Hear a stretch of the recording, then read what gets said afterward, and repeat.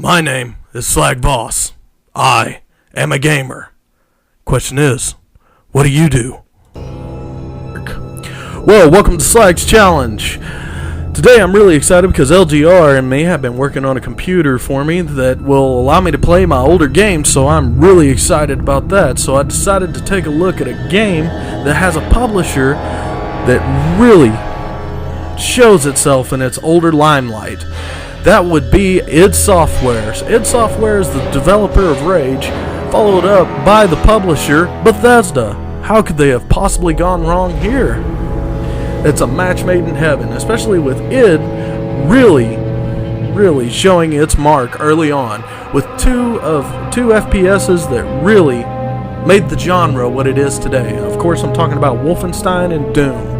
I'm not going to go too in depth on these two, no matter how much I want to, because I do love them. So I'm going to try my best to just mainly stick to Rage. Rage on PC was released October 27th, 2011, with earlier releases in October for consoles.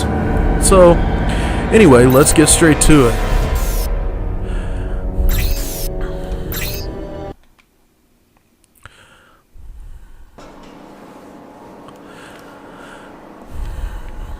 I do like the graphic style to Rage for the most part. It's got a really good stylized to it. I do like the idea behind the story. Meteorite hitting Earth and then them setting up these things called arcs, which is for the human race to continue surviving. And they did a really good job with the design overall.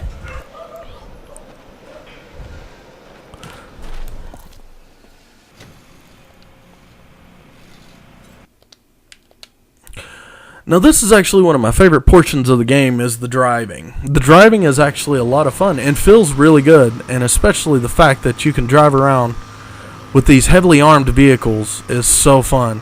And plus, also, there's little addeds here and there, fighting other vehicles on the road, and sometimes you'll get into major combat scenarios where you can earn extra money and plus tickets, which can be used. The tickets can be used to upgrade your vehicle.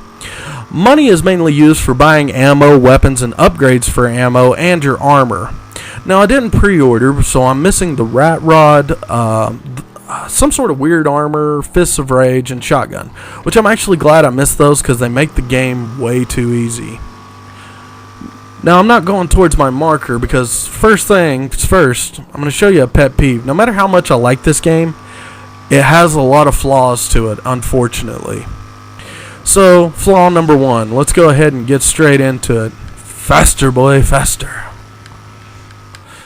Right here is good. Whoop. As you can tell, I haven't played in a while. Wrong weapon. Where's my pistol? Okay. Now, I am using the controller just because it's a little bit easier for me, mainly because I'll spend more time in a vehicle than anything else. Here's pet peeve number one. Now, you saw that monocle I brought up? That is a part of the pistol upgrades. Now, the problem is that monocle does add an aiming and range to your pistol. The problem I have with it, though, is that monocle cannot be turned off. So if you have the monocle, you're stuck with that.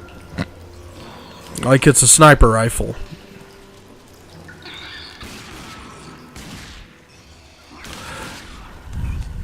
I'd like to have the option to turn it off and at least go into iron sights, but unfortunately, you ain't going to get that there.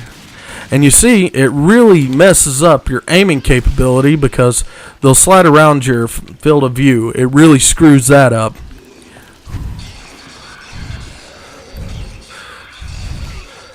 So I'm going to finish off with these mutants here. And then I'll be right back in just a bit because I'm going to go sell this monocle so I can actually use my iron sights, which I enjoy a hell of a lot more than that stupid monocle. I will say this, the monocle helps out until you get the sniper rifle. Once you get the sniper rifle, though, monocle's a big waste of time. Alright, I'm back from selling that stupid monocle, so let's continue on. Now, One thing that I really enjoyed with the game is the diversity of enemies.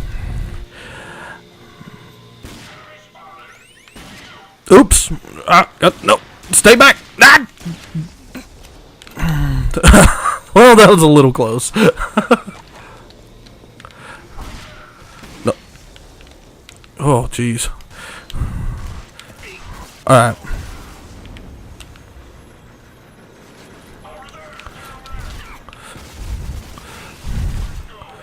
And the gunplay feels really good in the game. That is one thing that they definitely got right and they did a good job with. And of course, my favorite, the shotgun, feels so satisfying when you actually hit them.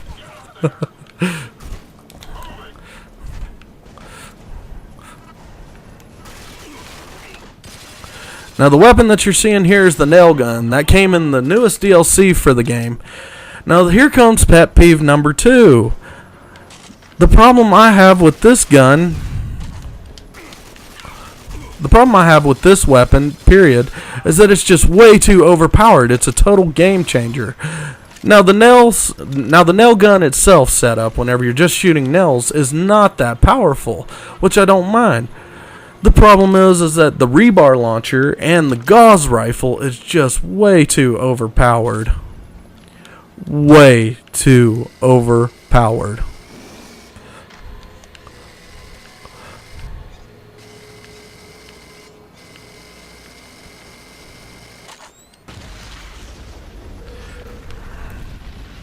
See if I can show you just how overpowered the rebar launcher is. Now if you notice jumps in the video, don't worry about that. That's just me doing cuts. One hit in the butt, down.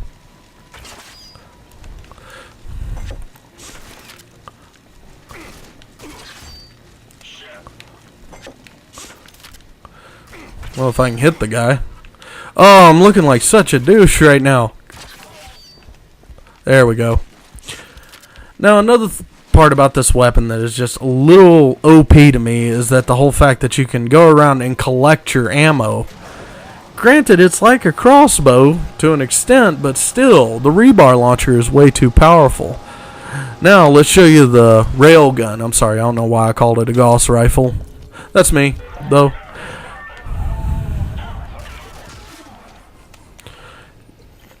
Yeah. And by the way, it kills most big enemies, bosses, and stuff like that. 2-3 hits max. And this is another thing that I hate, is whenever a game adds DLC that changes the game unbelievably, just with a single weapon. Makes it just way too powerful and stuff like that. I mean, the game has a lot going for it. Pet peeve number 2 is the multiplayer, which I'm not even going to bother with. The multiplayer is only the car stuff. I would love to run around in multiplayer with a pistol, shotgun, any of these weapons except for the nail gun, and just waylay everybody coming and going. Not that I would, I'm just saying it'd be nice to try.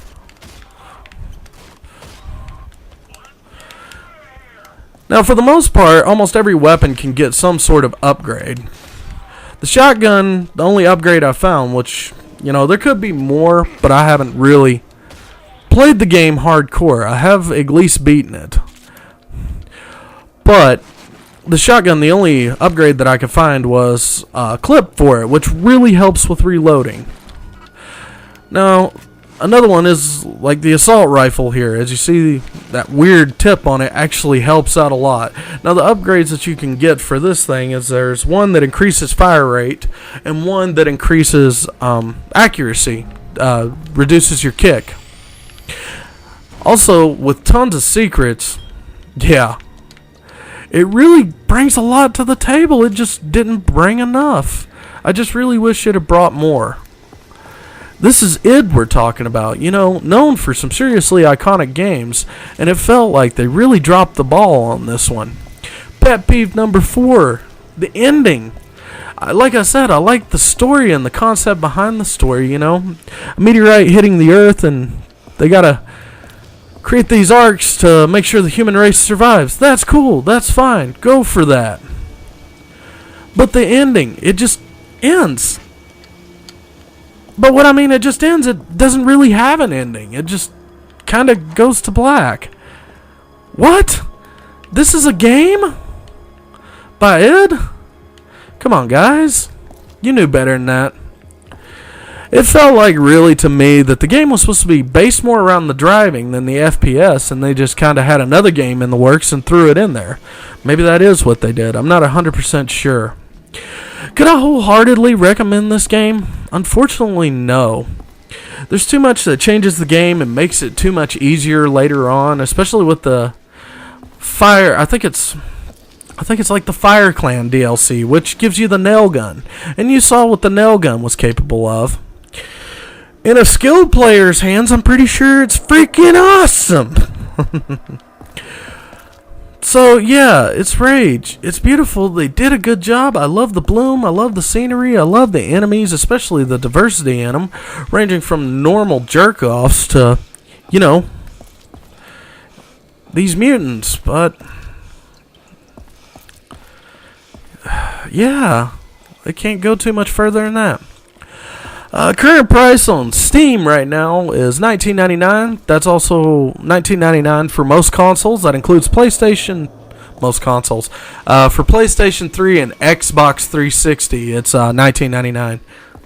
I don't think they released it for Wii. If they did, let me know. Hell, I'll try it. I don't know. I'll try almost any game once on the Wii just to see how bad it is. The DLC... $9.99, I believe, which actually doesn't add that much other than the weapon. It adds 1 or 2 more missions, then adds a bunch of Mutant TV Bash missions, which they're not bad. It's a good way to get a lot of money. Douche.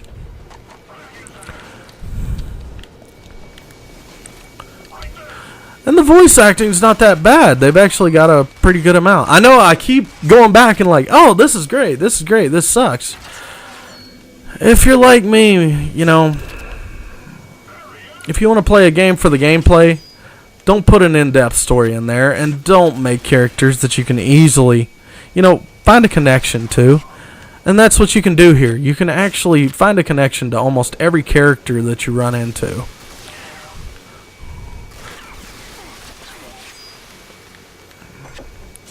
Hey, I'm doing a little bit better with the rebar launcher. So, anyway, I'm pretty much going to end it there. I'm going to, go back downstairs, drool over my PC until me and LGR get it put together. So, anyway, this is Slag. I hope you've enjoyed the video. I'm out. Y'all have a good day.